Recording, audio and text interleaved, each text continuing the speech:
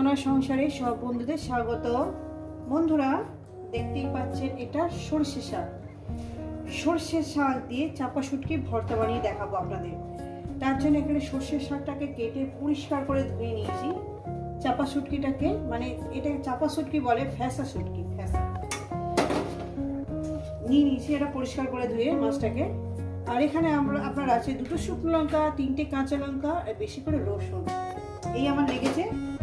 রেসিপিটি শুরু করার আগে বলবো, রেসিপিটাকে লাইক করবেন, শেয়ার করবেন। নতুন নতুন রেসিপি দেখতে গেলে আপনারা চ্যানেলটাকে সাবস্ক্রাইব করে নেবেন।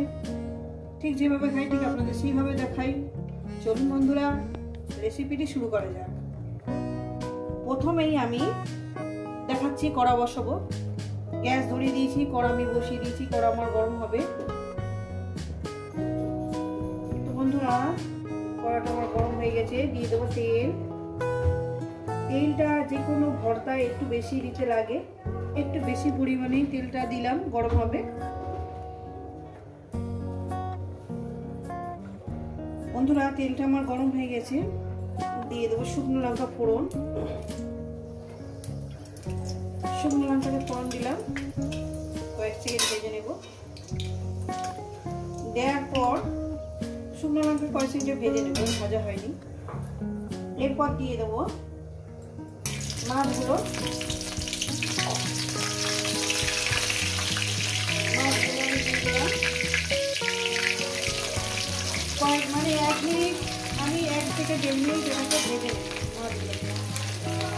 মাছটাকে আমি সুন্দর করে ভেজে নিচ্ছি বন্ধুরা। আর রেসিপিটা আপনাদের কেমন লাগছে অবশ্যই কিন্তু বলবেন।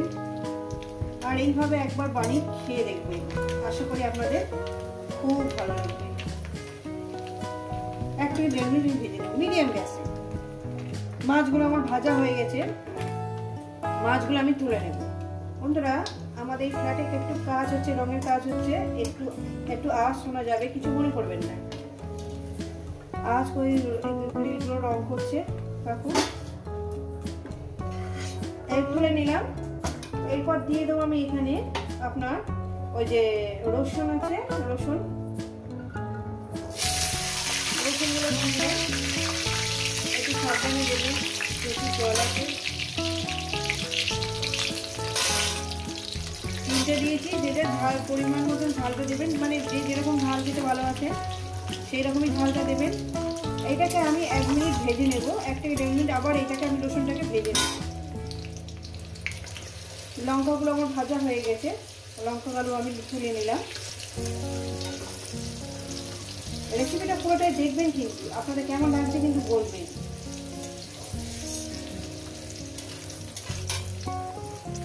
এরপর দিয়ে দেবো আমি শাক, সরষে শাক। শাকটাকে দিয়ে যেরকম শাক ভাজা করে সেইভাবে আমি রসুনের সঙ্গে ভেজে নেব।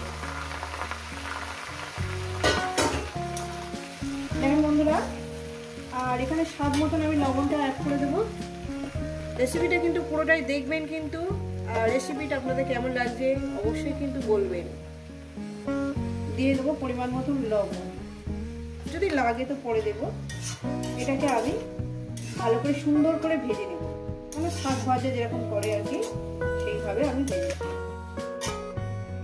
তো বন্ধুরা দেখতেই পাচ্ছেন একটু মধ্যিখানে একটু গ্যাপ করে দিচ্ছি যাতে জলটা চটপট শুকিয়ে যায়। এইভাবে একবার বানিয়ে খেয়ে দেখবেন। আমার শাকটা অল্প হয়ে গেছে, একটাই নিয়ে এসেছি। আবার আজকে খুব রাগ হয়েছে আমার যে একটা শাক কেন এনেছো, আমার এই ভগবান দাস। জানো না শাকটা আমি বেশি ভালোবাসি। একটাই শাক এনেছে, দেখেন কতটা অল্প হয়ে গেছে। তো বন্ধুরা দেখতেই পাচ্ছেন জলটা আমি শুকনো করে নিয়েছি। এরপরে দিয়ে দেবো এই যে শুটকি মাছ, কাঁচা লঙ্কা, শুকনো লঙ্কা একসঙ্গে দিয়ে দিলাম। বন্ধুরা রেসিপিটা আপনাদের কেমন লাগছে অবশ্যই কিন্তু বলবেন। দিয়ে দিলাম। এবার এটাকে মিনিমাম আরও আমি 4-5 মিনিট ধরে শাকের সঙ্গে এটাকে আমি ভেজে নেব, ঠিক আছে।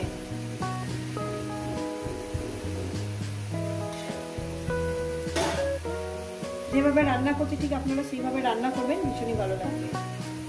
তা আমি আরও 4-5 মিনিট ভেজে নেবো, তা ফিরছি আরও 4-5 মিনিট পর।